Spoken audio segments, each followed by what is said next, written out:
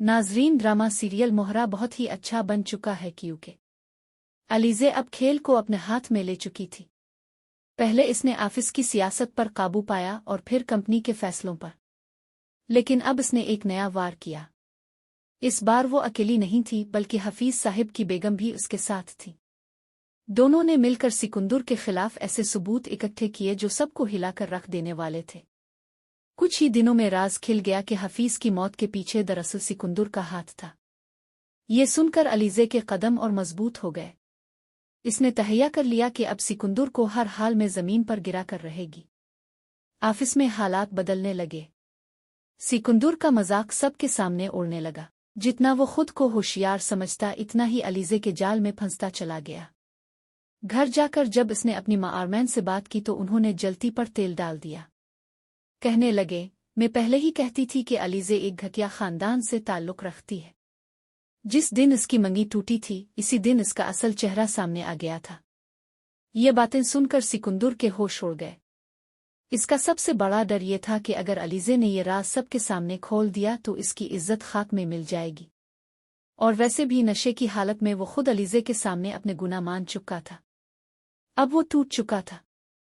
इसने फैसला किया कि ये लड़की जिंदा रही तो इसकी बर्बादी पक्की है। सिकंदर ने अपने गुंडों को फोन करके हुक्म दिया, जैसे ही अलीज़े घर से निकले इसे उठा लो, हमेशा के लिए खामोश कर दो। उधर हमजा अलीज़े को ढूंढ रहा था।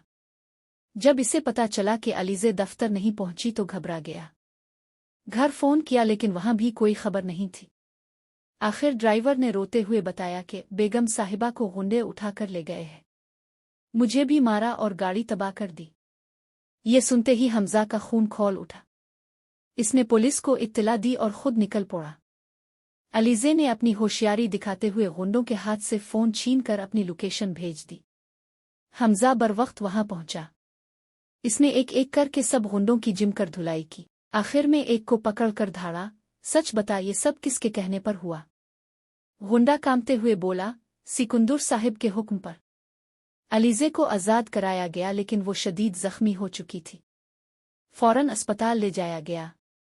डॉक्टरों ने चेकअप के बाद हैरानकुन खबर दी, मुबारक हो, ये मां बनने वाली है। ये सुनकर हमजा की आंखों से खुशी के आंसू बहने लगे। इसने इसी वक्त पुलिस में शिकायत दर्ज कराई और कुछ ही घंटों में सिकंदर को हथकड़ियां लगाकर गिरफ्तार कर लिया गया। घर में भंचाल आ गया।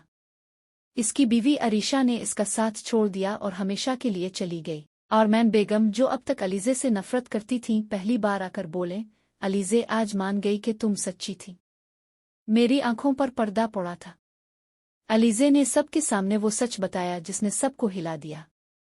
इसने बताया कि किस तरह सिकंदर ने अनोशा की जिंदगी तबाह की और उसकी मौत का जिम्मेदार भी वही है। आखिरकार सिकंदर जेल जा पहुंचा और उसकी कहानी का सियाबाब खत्म हो गया। वक्त गुजरता गया, जख्म भर गए और अलीज़े और हमजा की जिंदगी में सुकून लूट आया।